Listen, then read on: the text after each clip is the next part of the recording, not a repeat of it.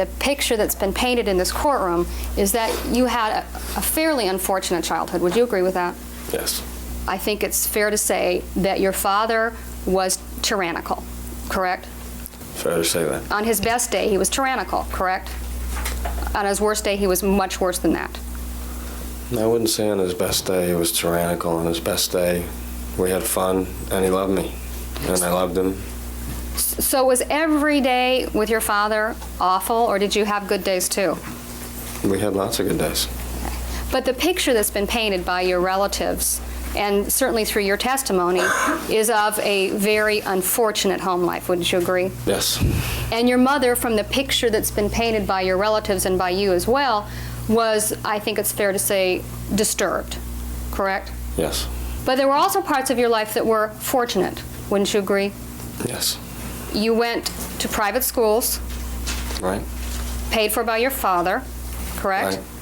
You went to private college, paid for by your father. Yes. Did you have an automobile when you learned to drive? Yes. Did you ever have to hold down a job as a teenager? I never had to. And no one ever asked you to pay for anything as a child or a teenager, correct? No concern for money whatsoever. You went on vacations as a child with your family, didn't you? Pretty often. Give us a sampling of where you went.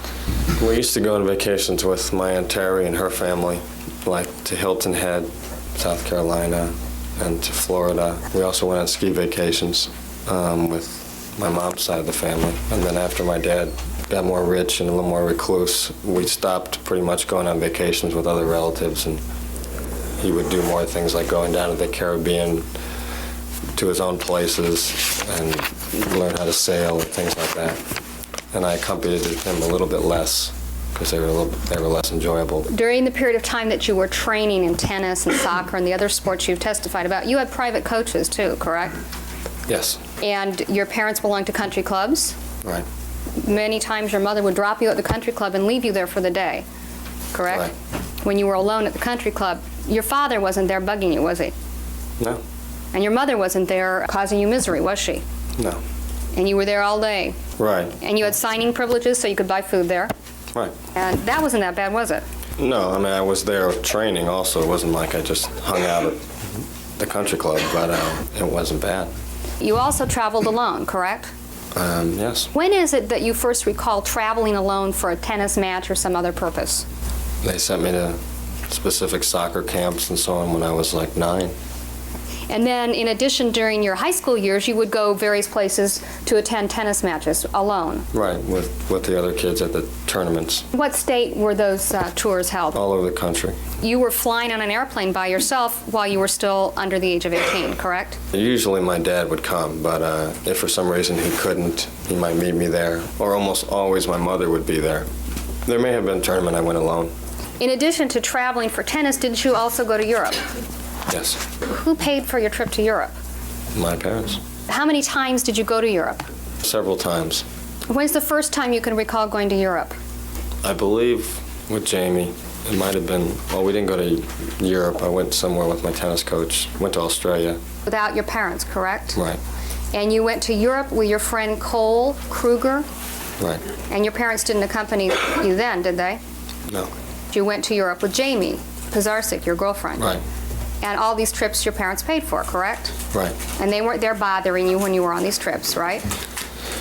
Well, they didn't pay for one of the ones with Jamie where I paid my way, but that was very unusual. Normally they would just pay for everything.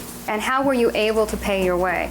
I had a little string machine, and I basically just traveling with the girls tour with Jamie, and they loved me. I was just stringing rackets all day long and actually made quite a bit of money stringing rackets.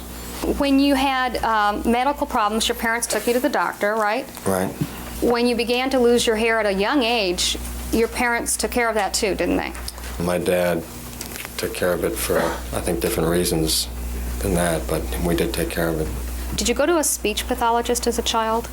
I believe so. And your parents took you to the speech pathologist. In other words, you didn't get in the car and drive yourself, right? No, I'm pretty sure that they took me. And in spite of all these things that I've just pointed out, your childhood was miserable. Not every moment. You know, I mean, certain things would happen one day. You know, as a child, you want to be happy, you want to be loved, you you try to have fun, you try to make the best of the situation regardless. I wasn't just sitting around saying it's miserable. I was just trying to adapt. Did you have all the material things that anybody could have wanted? I think so. Did you have everything that any kid could have wanted in your childhood? I don't think so. What didn't you have? Just emotional things, more time to play with friends, and just things other kids do. Did having expensive schooling and tennis lessons make up for the way you were treated by your parents? I didn't really think about balancing it out. I was just doing the best I could. Did having all those material things make your childhood happy? No.